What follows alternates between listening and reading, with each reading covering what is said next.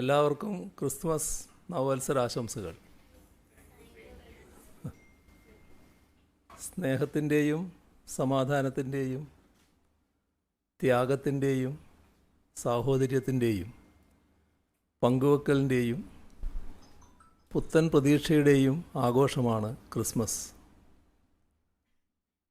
ഭൂമിയിൽ സന്മനസ്സുള്ളവർക്ക് സമാധാനം എന്ന ബൈബിൾ വാക്യം മഹത്തായ നന്മയെ കുറിക്കുന്നു. ലോകത്തിനാകെ വെളിച്ചം പകരുന്ന ആ സന്ദേശത്തിൻ്റെ പ്രഭ കെടുത്തും വിധം ക്രിസ്മസ് ആഘോഷങ്ങളെപ്പോലും കടന്നാക്രമിക്കുന്ന അവസ്ഥ നമ്മെയാകെ അസ്വസ്ഥരാക്കുകയാണ്. മധ്യപ്രദേശ്, UP, കർണാടക, ഹരിയാന, ഒഡീഷ, ഛത്തീസ്ഗഡ്, ബീഹാർ, ജാർഖണ്ഡ് മുതലായ സംസ്ഥാനങ്ങളിൽ വ്യാപകമായി ഇത്തരം ആക്രമണം നടക്കുന്നതിൻ്റെ വാർത്ത വന്നു. സംഘപരിവാർ ശക്തികളാണ് എല്ലാ ആക്രമണങ്ങൾക്കും പിന്നിൽ.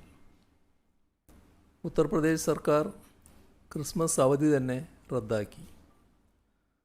അന്ന് മുൻ പ്രധാനമന്ത്രി വാജ്പേയിയുടെ ജന്മദിനം ആഘോഷിക്കാനാണ് നിർദ്ദേശം. ഈ ദിവസം വിദ്യാർത്ഥികളുടെ ഹാജർ നിർബന്ധമാക്കുകയും ചെയ്തു. ഇതിൽ നിന്നൊക്കെ കേരളം വിട്ടുനിൽക്കും എന്നാണ് നമ്മളെല്ലാവരുടെയും ബോധ്യം. എന്നാൽ ആ ബോധ്യത്തെ ഇല്ലാതാക്കാനുള്ള ശ്രമങ്ങൾ ഉണ്ടാകുന്നു.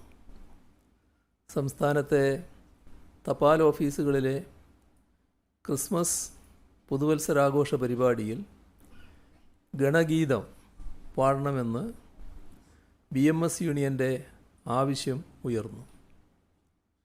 ഇതിനെതിരെ പ്രതിഷേധം വന്നതോടെ ജീവനക്കാരുടെ കൂട്ടായ്മകൾ പോസ്റ്റ് ഓഫീസുകളിൽ നടത്താനിരുന്ന ക്രിസ്മസ് ആഘോഷം തന്നെ റദ്ദാക്കാൻ ചീഫ് പോസ്റ്റ് മാസ്റ്റർ ജനറൽ തീരുമാനിച്ചു അത്രേ.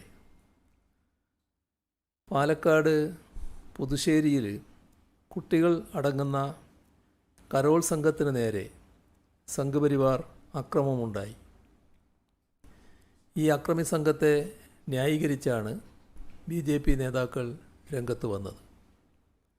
കരോൾ സംഘങ്ങളെ അപമാനിക്കുന്ന രീതിയിൽ അവർ പൊതുവായി മദ്യപിക്കാറുണ്ടെന്നും മാന്യതയില്ലാത്ത രീതിയിലാണ് കരോൾ നടന്നതെന്നുമുള്ള ന്യായീകരണങ്ങളാണ് ചില മുതിർന്ന നേതാക്കളായവർ തന്നെ നിരത്തിയത്.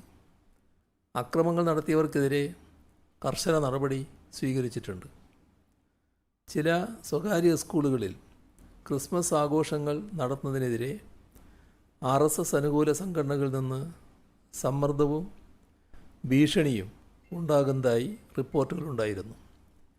ചില സ്കൂളുകൾ ആഘോഷങ്ങൾ ഒഴിവാക്കി വിദ്യാർത്ഥികളിൽ നിന്ന് വാങ്ങിയ പണം തിരികെ നൽകുകയും ചെയ്തിട്ടുണ്ട്. ഇത്തരം സംഭവങ്ങളെക്കുറിച്ച് അടിയന്തര അന്വേഷണം നടത്താൻ സർക്കാർ ഉത്തരവിട്ടിട്ടുണ്ട്. ആഘോഷങ്ങൾ നടത്തുന്നവർക്കെതിരെയും മതപരമായ വിവേചനം കാട്ടുന്ന സ്കൂളുകൾക്കെതിരെയും കർശന നടപടിയുണ്ടാകും എന്ന് മുന്നറിയിപ്പും നൽകിയിട്ടുണ്ട്. കേരളത്തിൽ ഇത്തരം ശക്തികൾ തലപൊക്കുന്നു എന്നത് ഗൗരവമായാണ് കാണുന്നത്. ഭരണഘടന അനുവദിച്ച് നൽകുന്ന മൗലികാവകാശങ്ങൾക്കെതിരെയുള്ള ഒരു കടന്നുകയറ്റത്തെയും അംഗീകരിക്കാൻ കഴിയില്ല. രാജ്യത്തിൻ്റെ ബഹുസ്വരതയോടും സഹവർത്തിത്വത്തോടും വിപ്രതിപത്തി വെച്ച് പുലർത്തുന്ന കൂട്ടരാണ് സംഘപരിവാർ. കഴിഞ്ഞ വർഷം ഇതേ സമയത്ത് ക്രിസ്മസിന് കേക്കും കൊണ്ട് ക്രൈസ്തവ ഭവനങ്ങളിലും ആരാധനാലയങ്ങളിലും സന്ദർശനം നടത്തിയവരാണ് ഇപ്പോൾ ക്രിസ്മസ് കരോൾ സംഘത്തെ ആക്രമിക്കാൻ തയ്യാറാകുന്നത്.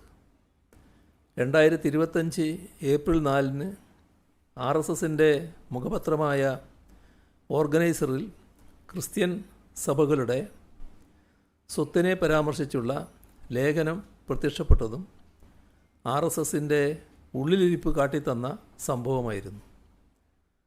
അപരമത വിദ്വേഷം പടർത്തി മതനിരപേക്ഷതയെ കളങ്കപ്പെടുത്തുന്ന സംഘപരിവാർ ശ്രമങ്ങളെ നമ്മുടെ നാട് ഒരു തരത്തിലും അംഗീകരിക്കില്ല.